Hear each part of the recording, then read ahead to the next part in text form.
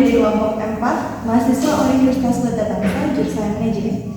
Dan hari ini kita bakal ngobrolin topik yang super penting, apalagi buat kita yang hidup di zaman globalisasi kayak sekarang. Ya, ini adalah konten UAS Ekonomi Internasional dan bukan cuma teori di atas kertas, tapi yang nyambung langsung ke realita dari konflik Iran Israel sampai ke utang luar negeri Indonesia. Langsung aja yuk kita mulai.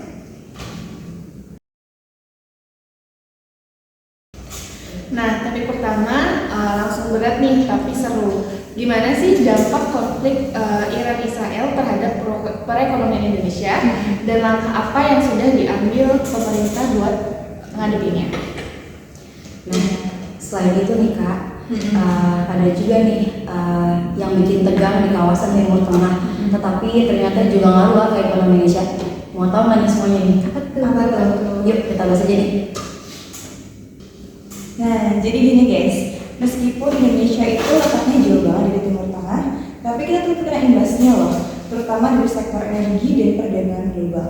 Pertama-tama kita bahas dulu soal harga minyak. Karena Iran dan Israel itu pemain besar di wilayah penghasil minyak, tiap kali mereka ribut, dunia langsung waspada. Jadi akibatnya harga minyak mentah bakal naik. Nah, Indonesia itu kan negara net importir minyak ya, alias lebih banyak impornya ketimbang ekspor minyaknya. Jadi kalau harga minyak naik tuh otomatis biaya impor juga naik. Ujung-ujungnya bisa bikin harga BBM ikut naik, inflasi naik, dan biaya hidup masyarakat jadi tambah berat.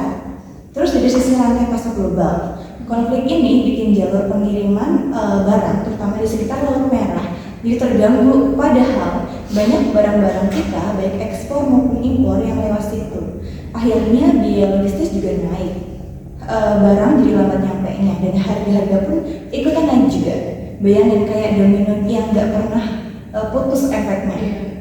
Dan jangan lupa juga konflik kayak gini bikin ketidakpastian global juga makin tinggi. Investor global jadi was-was, nilai tukar rupiah bisa goyah dan IHSG bisa ikut bergejolak juga. Pokoknya semua saling terkoneksi kayak benang kusut yang gak pernah ada ujungnya. Banyak ya efeknya dari perang Israel ini. Betul. Nah, terus gimana sih respon pemerintah Indonesia, langkah apa yang udah diambil gitu? Jadi pemerintah itu nggak tinggal diam dong.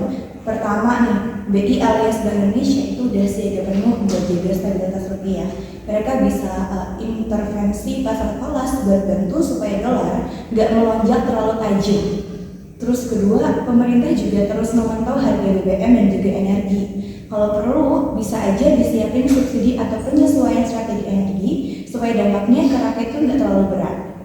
Terus yang ketiga, dari sisi diplomasi Indonesia tetap aktif di panggung internasional, menyerukan gencatan senjata dan perdamaian lewat forum-forum seperti OKI dan PBB. Ini penting karena makin cepat konflik reda, makin cepat juga dampak ekonomi bisa ditekan. Jadi walaupun konflik ini jauh di sana, tapi ternyata efeknya bisa banget kita rasain di sini, mulai dari harga BBM yang naik, logistik sampai ke nilai tukar. Untungnya pemerintah juga nggak tinggal diam, dan kita sebagai warga juga bisa bantu dengan tetap melek info, hemat energi dan juga bijak dalam belanja. Terima kasih banget kan informasinya kayak. Iya. Jadi kita tahu ini perihal perang antara Iran dan Israel. Lanjut topik ke dua. Pernah kepikiran nggak sih kenapa Indonesia itu sering banget disebut sebagai motor penggerak utama di ASEAN? Gitu, kenapa tuh? Nah, bukan cuma karena kita negara yang besar, tapi emang ada alasan kuatnya. Yuk kita bahas satu-satu. Ya.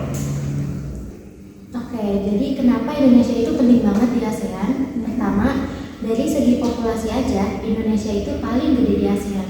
Lebih dari 270 juta orang. Bayangin Indonesia sendiri aja udah hampir setengah total penduduk ASEAN. Terus secara ekonomi kita juga nomor 1. PDB kita paling tinggi dibanding negara ASEAN lain. Jadi wajar kalau negara lain melihat Indonesia sebagai tulang punggung ekonomi regional. Keren ya. Berat Indonesia ya. Ya, jangan lupa juga secara geografis Indonesia itu kayak jembatan alami yang menghubungkan Samudra Hindia dan Pasifik. Letaknya strategis banget buat perdagangan internasional. Makanya posisi kita tuh penting banget kalau diomongin jalur logistik, pelabuhan, dan konektivitas kawasan. Nah, selanjutnya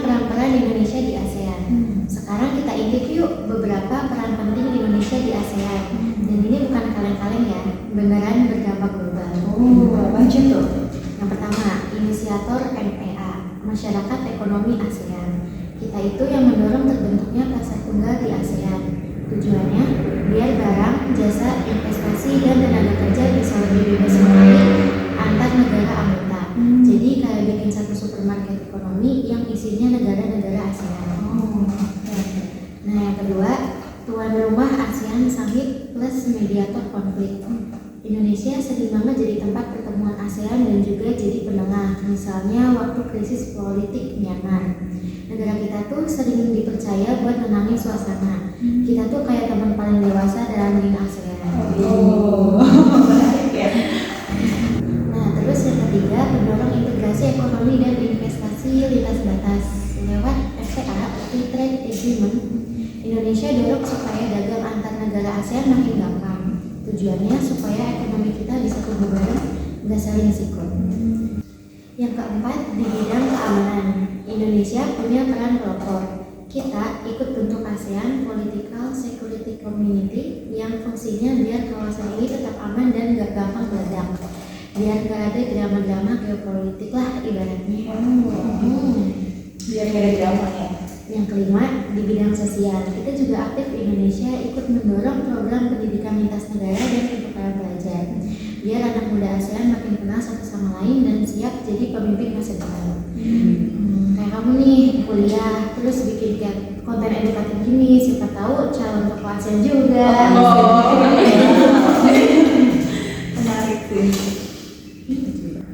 Nah, jadi guys, Indonesia tuh bukan cuma anggota biasa di ASEAN. Kita tuh kayak leader yang punya peran penting dalam ekonomi, diplomasi, keamanan, dan sosial. Makanya penting banget buat kita tahu dan bangga sama peran Indonesia di kawasan. Karena masa depan ASEAN ya salah satunya ada di tangan kita juga. Keren banget.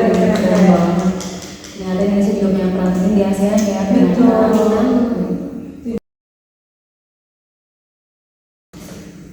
Nah, kalau ASEAN tadi skalanya regional, sekarang kita naik kelas ke forum global G20. Di forum ini, Indonesia punya peran penting karena jadi satu-satunya negara ASEAN yang duduk di dalamnya. G20 ini kumpulan negara dengan ekonomi terbesar di dunia. Jadi wajar aja kalau yang dibahas itu hal-hal strategis, mulai dari stabilitas ekonomi global, transisi energi, sampai isu pangan dunia. Menarik ya pembahasannya. Waktu Indonesia jadi presiden G20 tahun 2022, tema besar yang diusung adalah Recover Together, Recover Stronger. Artinya, mari bangkit bareng-bareng dan jadi lebih kuat bersama. Keren ya. Ya. Beberapa inisiatif penting yang Indonesia dorong di G20 ada banyak. Yang pertama itu soal akses vaksin global yang adil. Indonesia ini mendorong negara-negara maju buat bantu distribusi vaksin ke negara-negara berkembang. Karena pandemi itu kan nggak akan selesai kalau vaksinnya nggak merata ya. Nah, yang kedua ini adalah digitalisasi ekonomi dan UMKM. Indonesia bahkan membentuk Digital Economy Working Group supaya UMKM ini bisa makin adaptif dan siap bersaing di era digital. Lalu yang ketiga ini adalah soal transisi energi hijau. Indonesia berhasil mengamankan pendanaan lebih dari 20 miliar dolar lewat program Just Energy Transition Partnership buat mendukung peralihan ke energi yang lebih bersih dan berkelanjutan. Dan yang gak kalah penting, Indonesia juga concern soal isu pangan global. Kita mendorong kolaborasi antar negara untuk mengatasi krisis pangan dan pupuk. Apalagi setelah dampak yang saat ini terjadi yaitu perang antara Rusia dan Ukraina.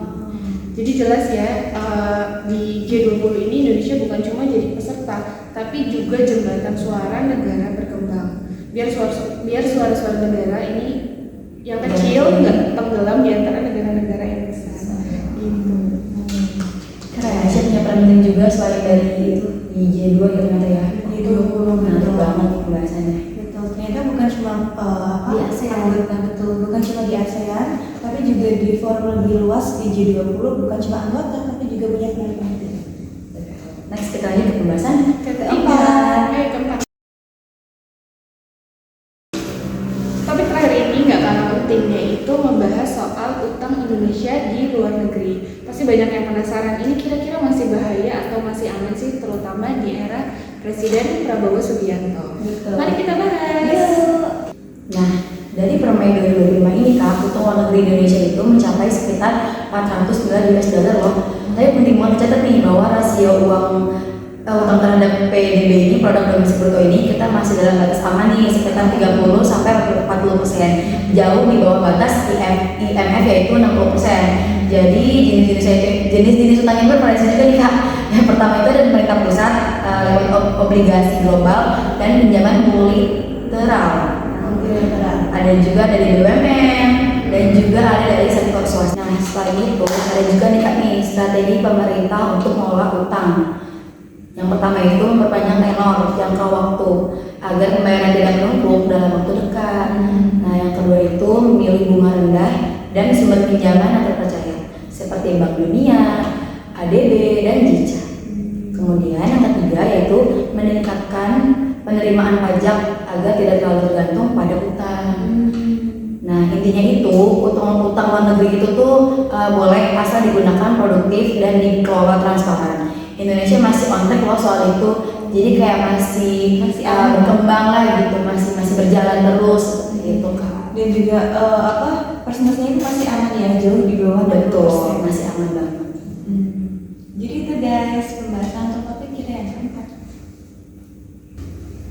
Nah, itu dia pembahasan lengkap dari kami seputar isu-isu hangat ekonomi internasional yang berkaitan langsung dengan Indonesia.